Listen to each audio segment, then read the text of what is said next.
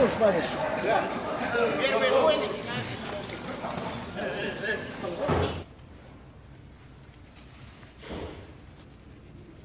Ma che succede?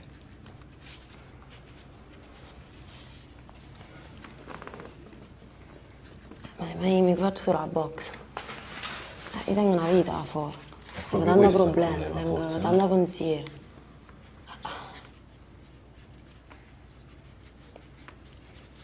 Tutti gli esseri umani hanno una vita e hanno i problemi da affrontare ogni giorno. Però a un certo punto devi scegliere, no? Vabbè.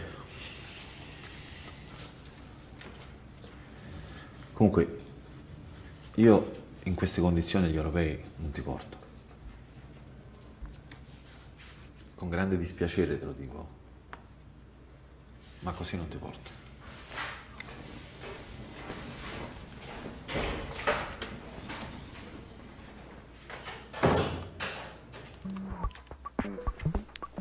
It's an amazing thing, actually.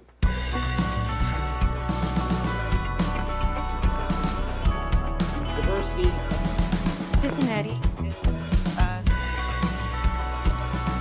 This is incredible.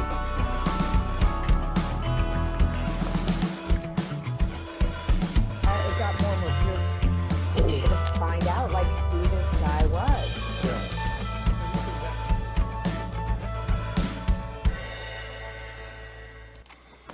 Hi, this is Chuck Braverman. This is a new episode of Westdoc Online, and the clip that you saw before our Westdoc introduction is from a new film called Butterfly, directed by Kauffman, who we're going to have on in just a moment. It's another in a series of films that are currently playing at Hot Docs in 2019. If you're watching this after the first week in May, you missed Hot Docs, and I just want to recommend it as the best documentary film festival around, where there are about 100 films playing for 10 days in Toronto, where 150,000 people buy tickets in those 10 days to different venues and see these great new films that nobody ever heard of yet.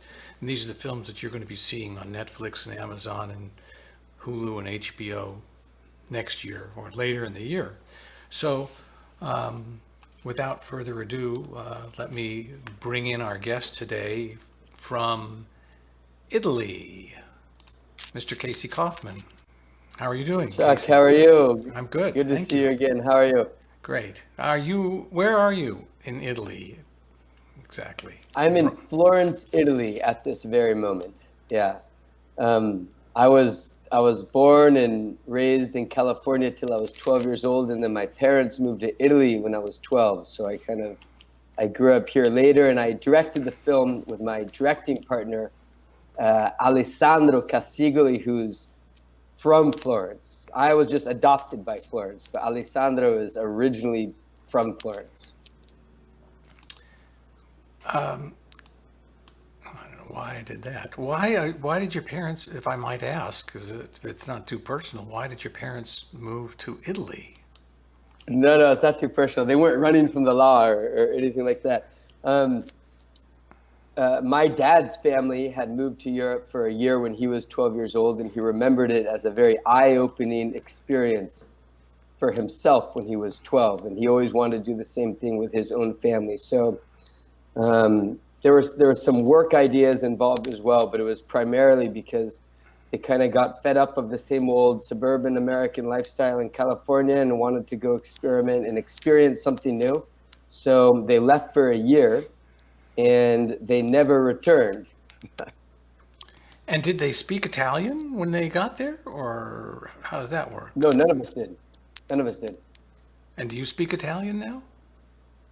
Yeah, I do now, because I came up through the Italian public school system, middle school, high school, before going back to California for college. Where did you go to college? I went to Stanford University in the Bay Area. It's been in the news lately, Stanford. I don't know if you've been reading what's been going on there. Part of the scandal. Yeah, exactly. What did you study at Stanford? I studied political science was my primary major, and then I did a lot of other things with Spanish and photography. Spent a lot of time in the darkroom at Stanford. And how did you get into the filmmaking world? Well, after graduating from college, I started working as a journalist, a field journalist, pretty quickly, and ended up in field journalism for the next 13 years. The first 2.5 years in Rome, and then more than 9 years in the Middle East, where, of course, a lot of geopolitics are happening. It's always a good place for a journalist to work. And as I was working as a journalist, filming and editing and sending news reports back, and then kind of news reportage style pieces or smaller TV docs, I decided that, I wanted to try to make something that was a little bit bigger, a little bit more thought out on not such hard deadlines, and try to make something that was a little bit more cinematic in nature. And so the idea of making feature-length documentary film, a lot of it comes from the experience of doing so much field work as a journalist and seeing so many incredible stories and wanting to take those stories but give them to people with a more cinematic, kind of full immersion experience. Do you want to tell us anything about Butterfly? I want to run the trailer, because the clip that I started with is not typical of the whole film, but anything you want to tell us about the film? Yeah, I mean, just a quick thing on the background, then we can watch the clip and talk more about it. Alessandro, my directing partner, and I, he was, even though, like I said, he's from Florence, he was living in Berlin as a freelance director, making TV documentaries for Arte, the French-German TV station. I was working down in the Middle East, and when we decided to move back to Italy, we were already working on one film, but we wanted to find another project that we could start working on in Italy, because we were moving back to Italy. So after our experience abroad and time abroad, Butterfly is the first film we started working on, having returned to live in Italy. So let's take a look at the trailer, and then we can have a conversation about a little more about the film.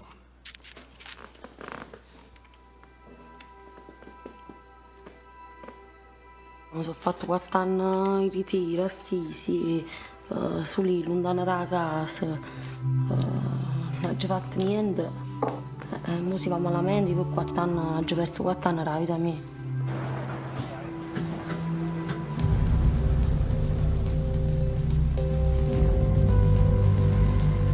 E la stella del pugilato femminile, la napoletana Irma Testa, prima italiana a salire sul ring di un'Olimpiade.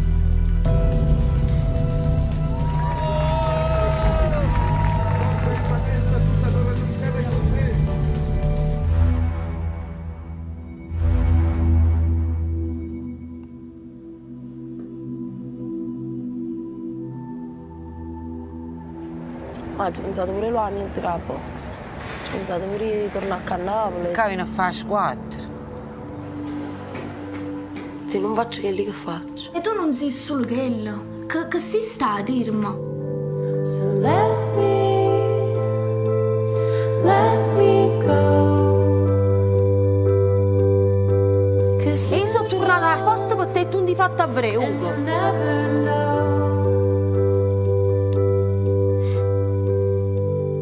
Non hai potuto fare la mamma perché va a fare la mamma e il padre. Che va a fare io? Hai fatto per fare manca niente, hai fatto per voce. È qua che devi stabilire quello che vuoi fare da solo. If you can't tell the real from the end. That's Au revoir Simone, isn't it, by the way? The music. Ah, very good. I have to thank them as well, because, they offered us that track. We fell in love with that track. We came across it by chance. And it's one of only 2 tracks in the movie that's not done by our composer. And we're in touch with them. We explained the project and Irma and her story, and they let us use it. So nice of them. Well, I know Heather D'Angelo, who's one of the striking women in Au revoir Simone for a long time, and yes. Oh, okay. So there's a backstory to that too, but I'll tell you later. Okay, fine. So the film is striking, and it's kind of a classic cinema verite. I mean, fly on the wall, experiential drama that you go through, you experience with this woman. How did you find her? How did you get into this? How long did it take you? What was your crew? Tell me everything. Yeah. So as I said, my directing partner, Alessandro, who was living in Berlin and working for Arte, had come down to Italy to do he did a 1-hour TV doc on that neighborhood gym that Irma came up through and started at when she was young, when she was only 12 years old. So he had already met Irma's original coach, Maestro Lucio, the old man, this old coach that she has, and had already done, a whole different format, a TV style doc on Lucio in the neighborhood gym. It was a quicker project. It was a TV shoot. I think it was a 3-week shoot, a 3-week edit, 2 to 3 week edit, something like that. But Alessandro formed a real relationship and loved this old coach, Lucio. And while he was there, he also met very, very, very briefly, he met Irma, our main character, when at that time, she was just 15 years old. And people were already talking about Irma as being a promising boxer. But Alessandro met her and also felt like, I don't know, there was just something about her, it was just kind of this gut instinct. And so when I came back to Italy and Alessandro moved back to Italy and we were looking for a new idea, he really wanted to take me down to meet Lucio and see the neighborhood and the gym and meet Irma just as a possibility, just a research trip. And we went down, and as many times you do when you're doing a first little research trip, we didn't even have a camera, but we brought a recorder and we sat down with Irma. At that point, I think she was 16 years old. We sat down with her and we did an interview with her, right? And we recorded everything. And it's funny, the other day I heard Alessandro say that it was almost as if that there were some of the fundamentals of our film that would then we'd finish 3 years later, were already there in that initial recorded interview that we did with Irma. We were so impressed with her intelligence and just her ambition, but also just the way she was. And she grew up in a very, very impoverished neighborhood. Basically didn't even go to high school because she was focusing on boxing, but she really had the head of somebody who was much more mature and older. And she was really interesting to talk to and she had an interesting take on her own situation. So that was the main motivation for the film. That's how we met her. And the main motivation was basically the chance encounter with Irma herself. And that was what got us going. We started shooting when we decided that we wanted to do something with Irma. And this is before she had even qualified for the Olympics, or we had no idea she'd end up going to the Olympics. We just knew that she was a promising boxer in Italy at 15, 16 years old. We started filming ourselves, and it was myself, Alessandro, Giuseppe Maio, our DP, and Paolo Giuliani, who was doing all the sound. And we went down for 3 or 4 days, and we filmed with Irma and her coach in the neighborhood. And we just needed to get enough to cut a small trailer. And we went to some of these pitching events, more local ones in Italy, where we found our producer, Michele Fornazzero from Indica. And then the project started to expand and get financing from there. So it was the financing of the project was, our foundation was Rai Cinema, the cinema arm of Rai, which is the big Italian broadcaster. And we had a lot of regional funds and EU funds, and that's how they financed the film. But we kept the crew the same pretty much the whole time. And there were 4 of us, 2 directors. So, when there's 2 of you, some person can focus on the logistics a little bit more and some person more on the content and the tricky creative stuff. And we pretty much almost on every shoot we were with Giuseppe Maio and Paolo Giuliani. So it was a team of 4. We shot for over the course of about 2.5 years. It took us a total of 3 years to make the film. And I'd say the shooting weeks were probably around 16 to 18 shooting weeks spread over the course of 2.5 years. That's those are the main bullet points of how it was made. What was the post-production? How long was that process? Let's see. We did a lot of kind of rough cut editing ourselves along the way, which I'm sure we'll get to talking more about this in terms of how we made the film and the filmmaking process, and shoot, throw it on the timeline, shoot, throw it on the timeline, see what works and all that. So we came to our editor already very prepared. We had a month with our editor, Giorgio Franchini. He's very well known in Italy, mostly works in the fiction world.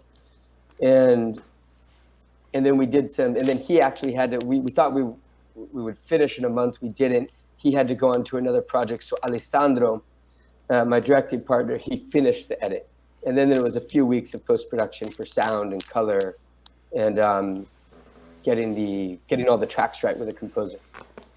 Can I inquire a little more about what the financing was to get through this 3-year period with crews and on and off and post and everything? Can you tell me any of the details of what the budget was on the film? And the budget, our producers would have more specific answers. So I would probably have to double check some numbers, but the budget was always hovering around 390,000 euros. So that's over $400,000. They didn't get to that full amount. They make a different calculation depending on the tax credits in Italy or not, but they got pretty much 3/4 of the amount that they wanted to get to make the film and pay everybody in full and all that. So they did a pretty good job. And like I said, the main foundation of support, the first financing that came in was the EU Media Fund, the Creative Europe EU Media Fund, and also Rice Cinema got involved with a pretty hefty number from the beginning. So, as some people in the industry know, it's almost like investing, it's very difficult to get the first investors, but then other people kind of perk up. And so once Rice Cinema came in, we were also able to get some regional funds, film funds and funds for the arts, out of Piedmont in Turin and out of Tuscany, because we're residents in Tuscany, and also out of Naples. The Campania Film Fund there also supported the project. Well, the fact that the film is in Italian, does that limit it for other European? I mean, does that make it more difficult to make a sale to the UK or other English countries, do you think, or what? Right now, because, the film has now had a few festivals, it premiered at the Rome Film Festival in a section called Alice nella Città, very interesting section. It went to IDFA in Amsterdam. So, as you know, one of the primary documentary festivals in Europe, and now at Hot Docs in Toronto. So we still, so right now, after with those festivals, we're right now hoping to make these sales. So we still don't know, how much appetite there is for this kind of very Italian story, the foreign language film. But just the fact that we were selected at IDFA and Hot Docs for us is a very promising sign. In Italy, right after the Rome Film Festival, we had a lot of good press. But in the more limited world of Italy. But the reviews were great, and a lot of people were writing about the filmmaking itself and this kind of new form where, it's a documentary, but it feels like there's no interviews and no voiceover, and it feels like you're watching a fiction film, and a lot of people were writing about that. But we didn't know if all that enthusiasm would also translate to the international world. And So IDFA and hot docs is a good sign, but we're still waiting. How was your experience in Toronto, where you just were for a couple of days, right? How was the screening? I loved it. Yeah, I actually had been to Toronto in 2016 pitching the project, not at the more prestigious primary pitching. There's the forum. The forum. But there's another one, the Right. secondary one, called the Deal Maker, which are more one-on-one meetings. You have to be Right. selected to pitch there too, but it's not as spectacular. So I was actually going back there, and it's nice to pitch a project in a place and then go back with your film, because it really feels like you're coming full circle and there's something special about it. And so, but in addition just to that aspect, Hot Docs is great. It's great because people go to the films, they go see the movies. I mean, you go to so many places nowadays and cinemas are empty, and it's hard to get a documentary film into the theaters and stuff like that. And you go to Hot Docs, and there's between the organizers and all the industry people that are there, but primarily the public, people from Toronto who come from outside, even from different cities, even from the U.S., just to go watch documentary films is really touching. It's even a moving experience when you can go to the last screen I went to.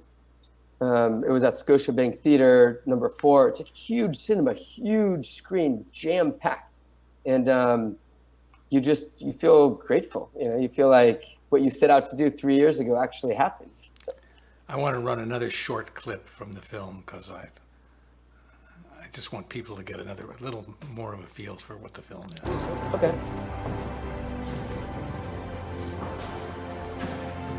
Con tutti gli sport che ci sono, come mai proprio Perché mia sorella piaceva, faceva danza in una palestra di pugilato. E poi ha smesso di fare danza e ha iniziato col pugilato. E io l'ho seguito. Dalla danza al pugilato? Sì. Tu anche hai fatto Sì. danza? E scuola? Il tempo per frequentare la scuola ed allenarmi non ce l'ho perché passo la maggior parte dell'anno in nazionale. Hai un fidanzato? No. La minigonna o il pantalone? Pantalone. Le corde. Stai dondolandoti sulle corde. Cosa rappresentano? Le corde rappresentano una prigione. Una prigione. All'inizio, quando ho iniziato a fare pugilato, per me era... Appena vidi le corde dissi, ma dov'è la porta? Non c'è una porta per entrare. Ci sono momenti in cui ti manca il fiato, quando sei alle corde, con le mani così, ti manca il fiato, sei rinchiusa. Però nello stesso momento, se stai 1 mese, 2 mesi lontano dalle corde, lontano dal ring, ti manca la sensazione di perdere il fiato. She does have some special quality that you can't quite put your finger on. What is it, Chuck? You tell me. Well, I don't know, but you empathize with her, and you want so much for her to be successful. That clip, I'd forgotten, but I love that clip because I love that cameraman circling around her, and I'm getting nauseous just thinking about what the shot. What is he thinking? And then, and then her metaphor for the ropes, kind of being a prison that she's trying to get to or out of or something. I mean, and the thing is, it's funny, you said earlier, this is a very Italian film. It's not a very Italian film. It's a universal film that happens to be in Italian, I think. Because if it was in English and if it was in Kansas or Detroit or anywhere, I mean, I'm sure this story repeats itself to some degree in other cities that are not in Italy, don't you think? Yeah, no, absolutely.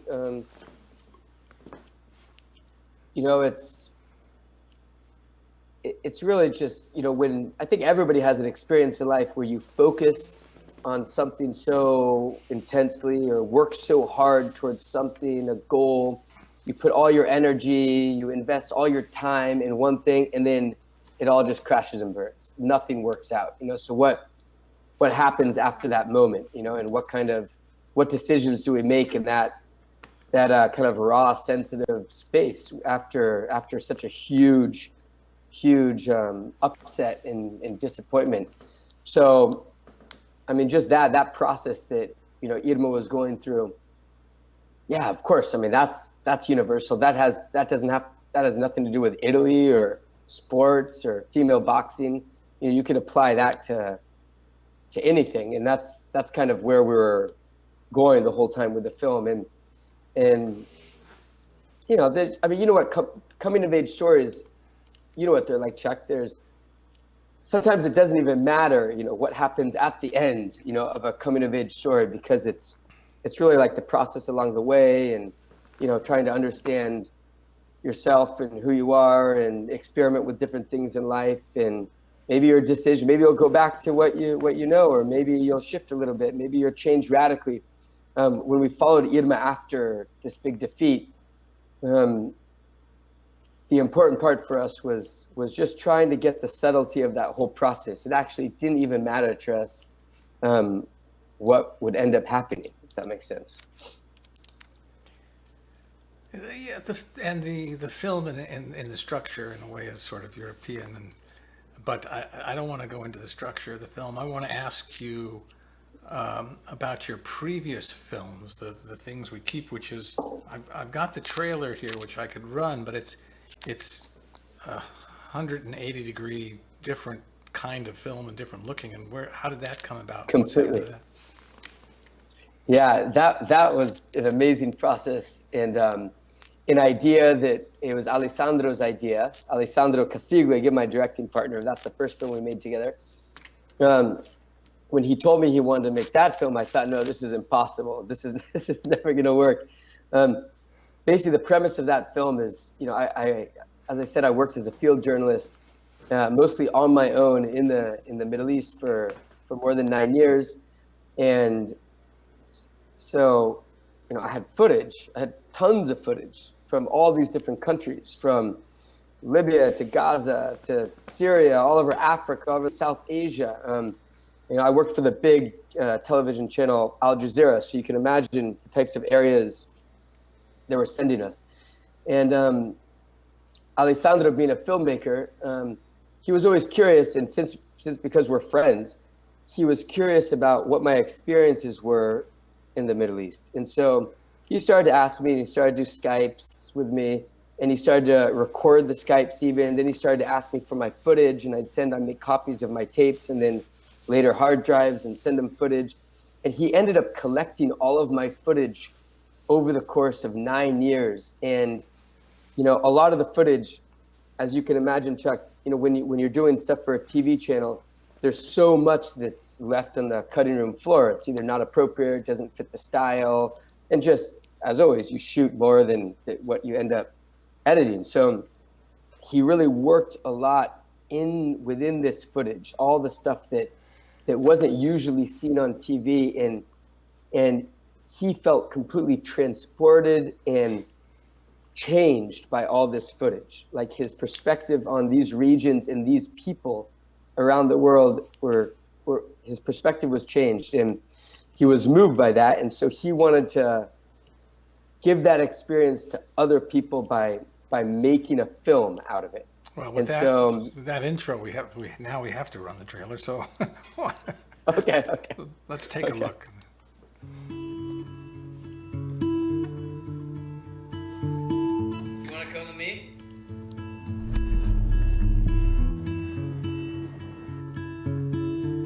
We're out here in the desert trying to meet up with the travelers.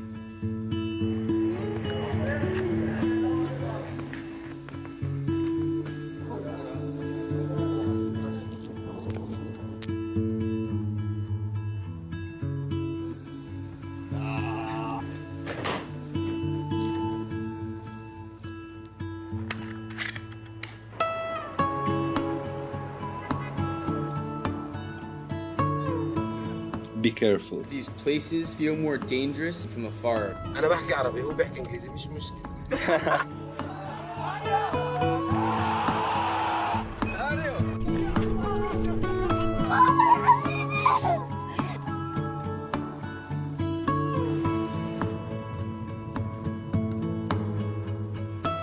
What is your job?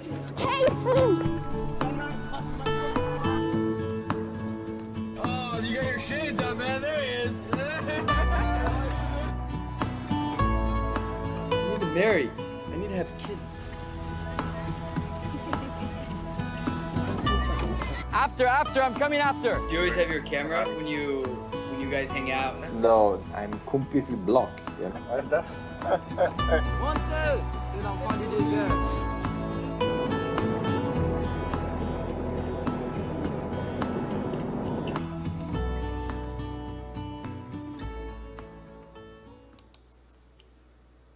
Where can I see that film?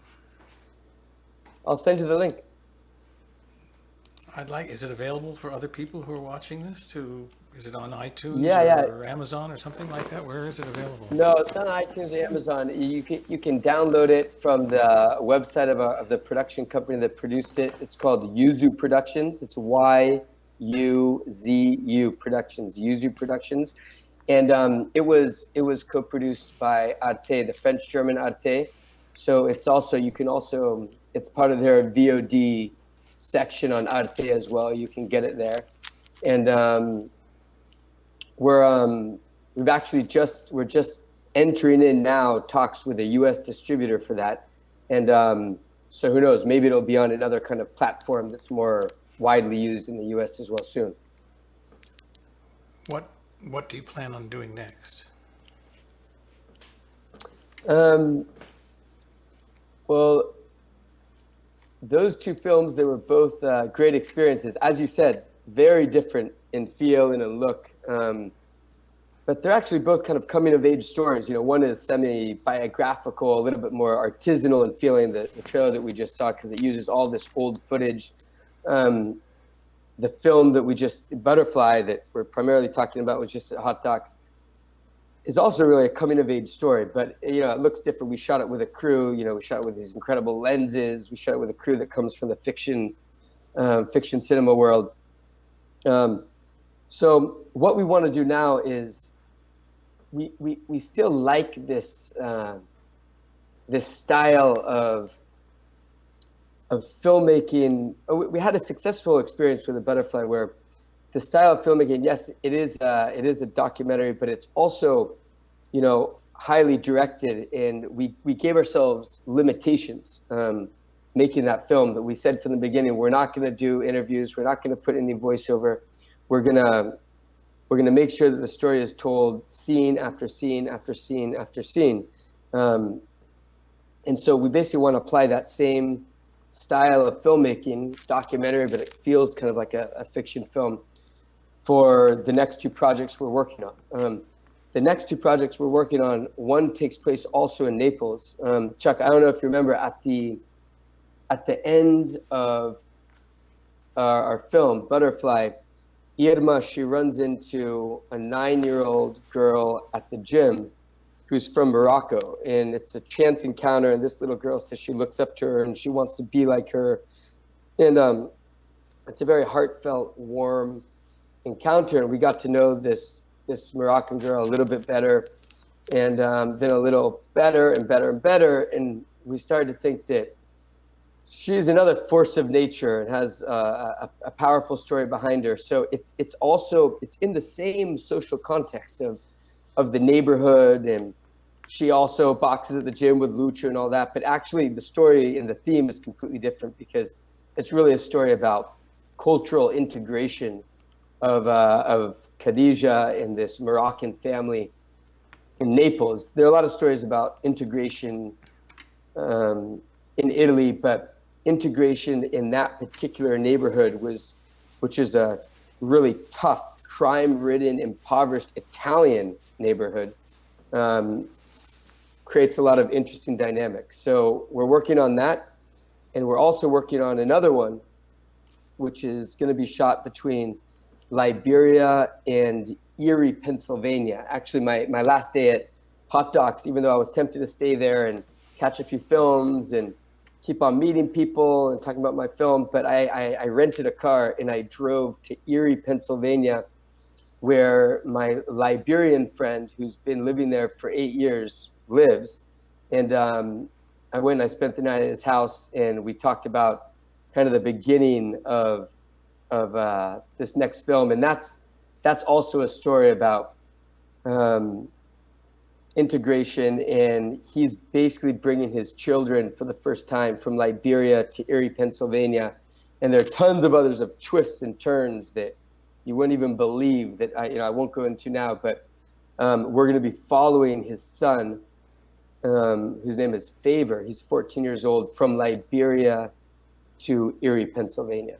So these are the two films we're currently in development with. I guess this is the advantage of being two directors, is maybe you can handle two projects at once.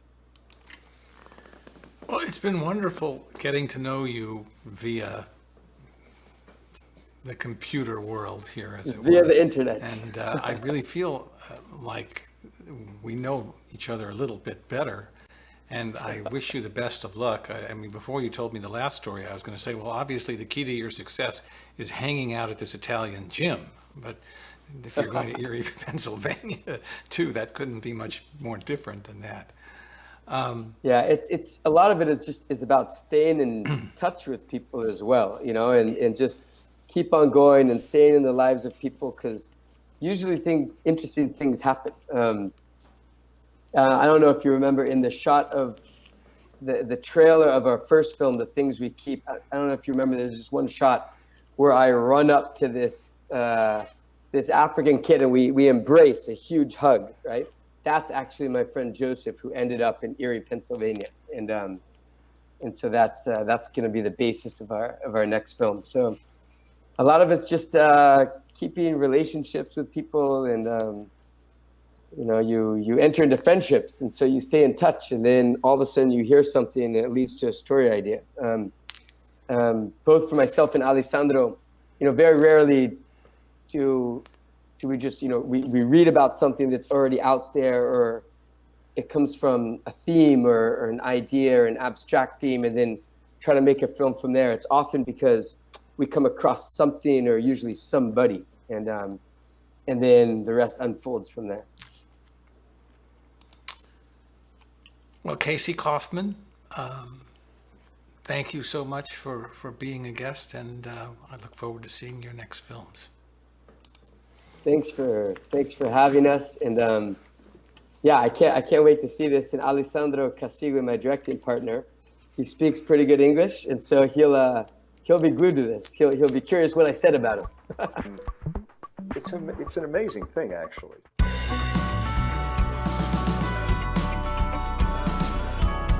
Diversity. Fifth and Eddie. This is incredible.